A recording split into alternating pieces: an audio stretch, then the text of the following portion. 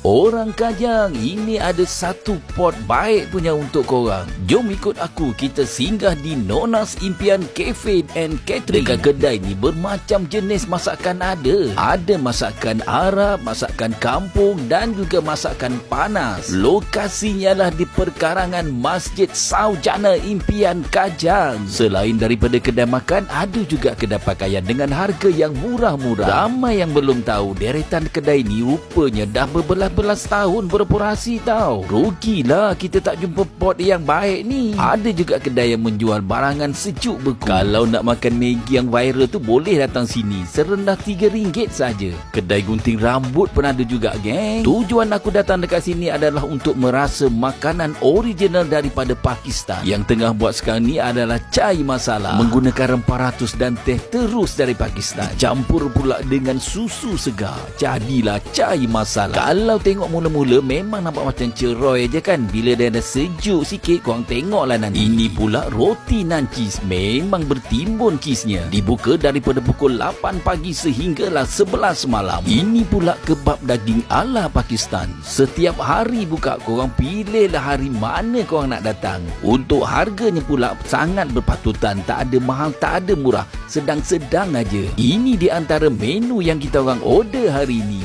Menarik kan? Menurut ownernya, kalau nak dapat cai yang menarik, mesti ada layer dekat atasnya. Hirupan pertama, memang syahdu, geng. Jom kita cuba roti nan cheese-nya pula. Bertali tu, dengan kuah kacang kuda ni, memang menjadi. Walaupun terbiar lama, roti nannya tetap lembut. Sekarang aku nak makan dengan kebab daging pula. Aroma rempah ratusnya memang memanggil-manggil. Masuk aja ke dalam mulut, terus cair. Disulam pula dengan air lasih. Kita cuba pula dengan kari kambing. Memang jadi, geng. Jom kita berkena pula nasi Arab ala Pakistan menggunakan beras basmati. Nampak kan minyak sapinya tu? Kena pula dengan kari kambing dan juga ayam masak merah. Makan nasi saja pun dah sedap. Kena pula dengan ayam masak merah, memang meletup. Daging kambingnya sangat lembut. Di penghujungnya, owner bagi kita orang berkena halwa Pakistan. Kira macam dessert lah ya. Orang masuk aja perkarangan Masjid Saujana Impian, cari kedai nombor 1. Asam boy dah sampai, korang bila lagi?